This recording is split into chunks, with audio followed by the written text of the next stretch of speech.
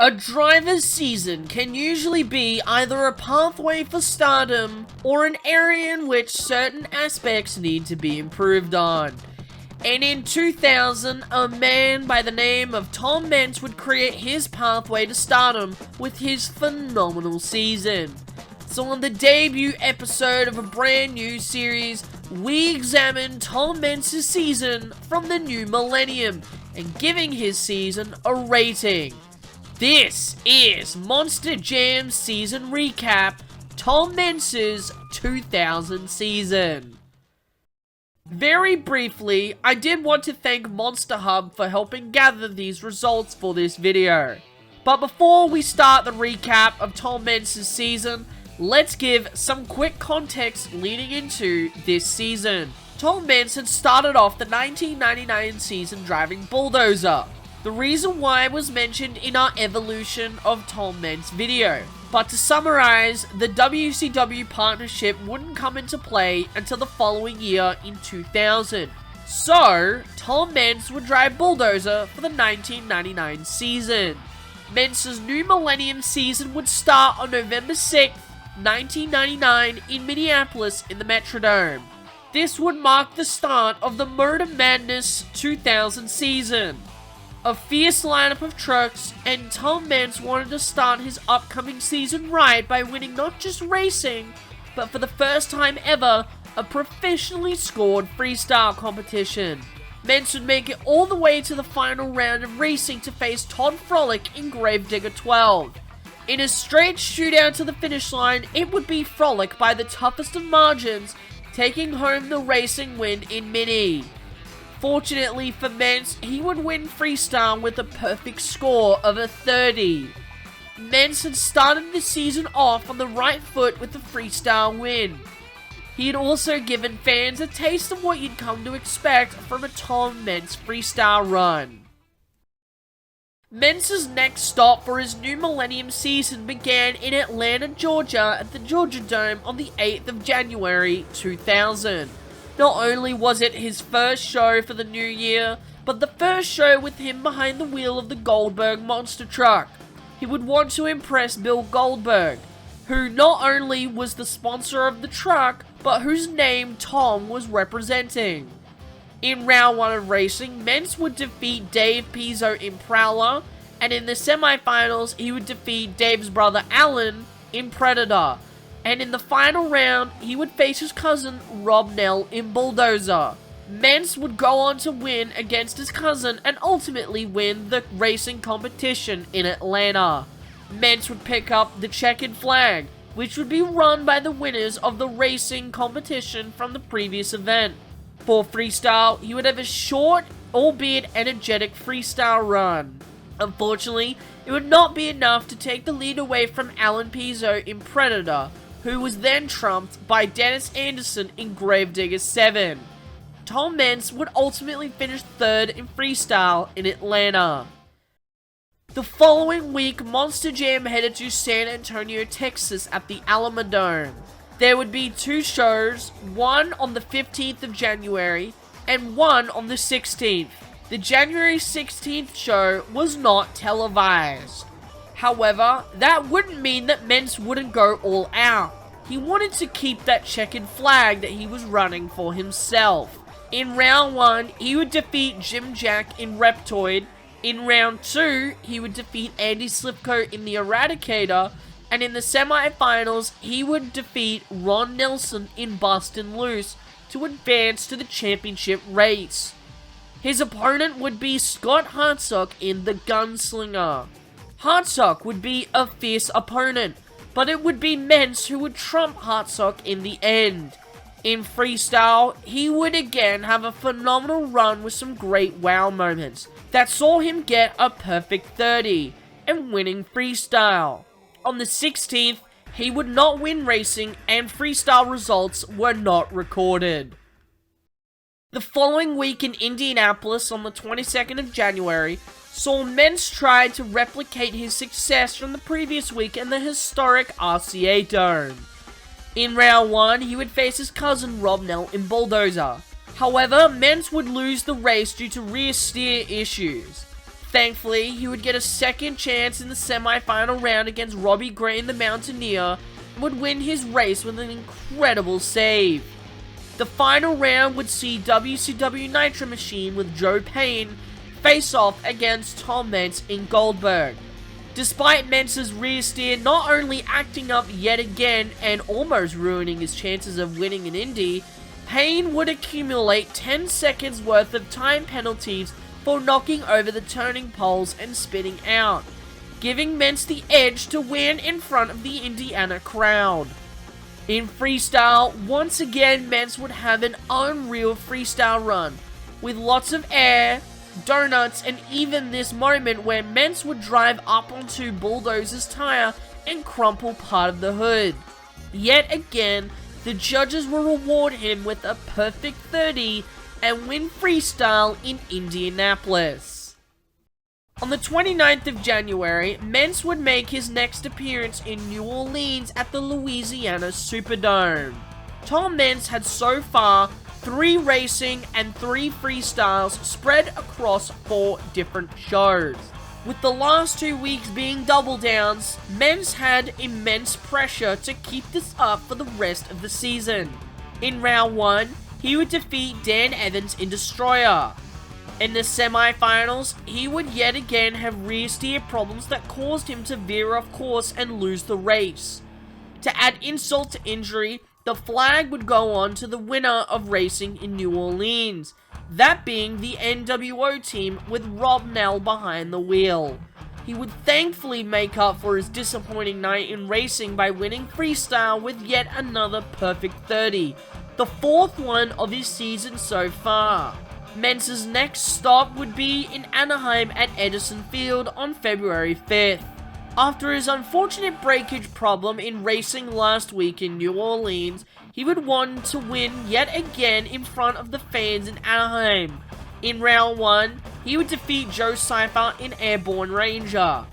His semi-final opponent would be the man who he had lost his checkered flag to last week, that being Rob Nell in the NWO.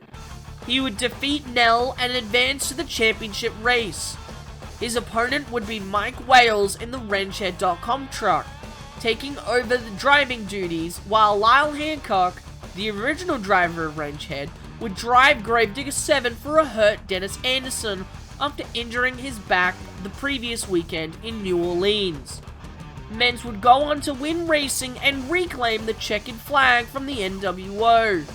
And in true Tom Meents fashion, he would go on to win freestyle with another amazing run, and even a great save, and would yet again score a perfect 30.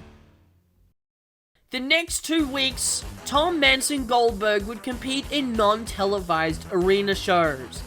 February 11th and February 12th, he would compete in Oklahoma City, Oklahoma. He would go on to win freestyle in both Oklahoma shows. The following week, he would compete in 3 shows in Peoria. This show was in his home state of Illinois, and while it wasn't being televised, you knew that Tom Meents would perform to his highest level. Show 1 would see him only win freestyle, but the other 2 shows saw him double down in front of his home crowd. February 26th, he was in Orlando, Florida at the Citrus Bowl and was back on TV. Last time he was on TV, he did exceptionally well and wanted to continue that into Orlando. In round 1, he would defeat Tony Farrell in the Wild Thing. Farrell would be the fastest loser from round 1, gifting him a rematch against Meents in Goldberg.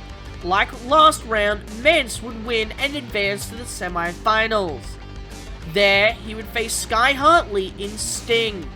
Tom Meents would defeat Sky Hartley to advance to the championship race to face Scott Hartsock in the Gunslinger. Meents had faced Hartsock in the championship race in San Antonio, where Meents was victorious. But in Orlando, it would be Scott Hartsock with the upset of the night, defeating Meents fair and square and gaining the checkered flag back.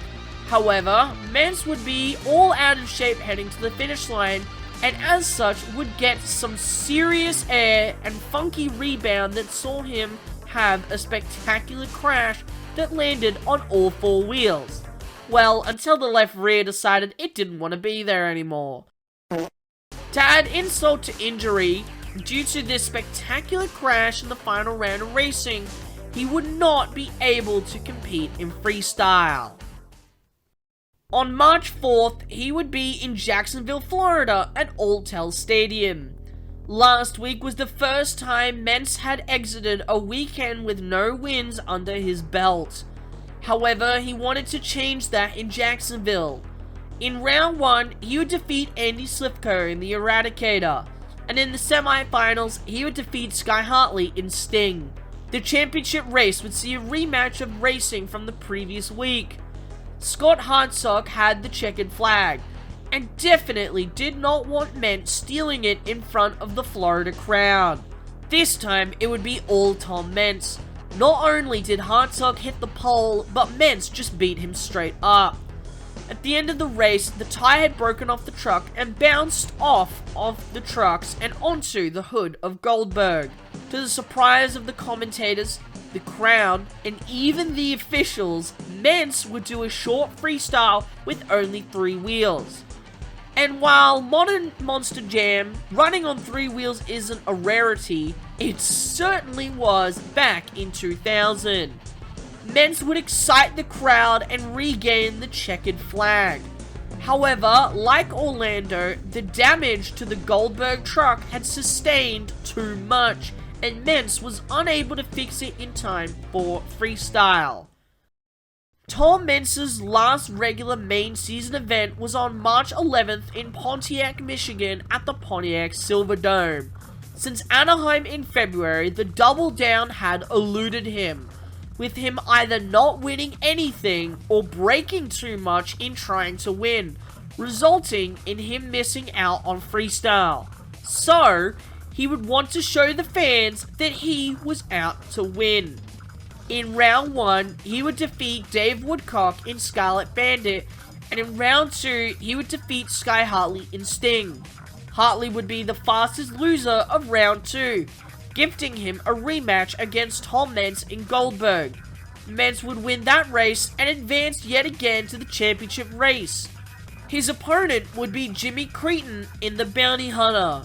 In a close battle, it would be Meents winning racing, and not sustaining any damage. With him finally being able to freestyle, he would show why he was the king of freestyle, because he would win with a perfect score of a 30 after yet another amazing run.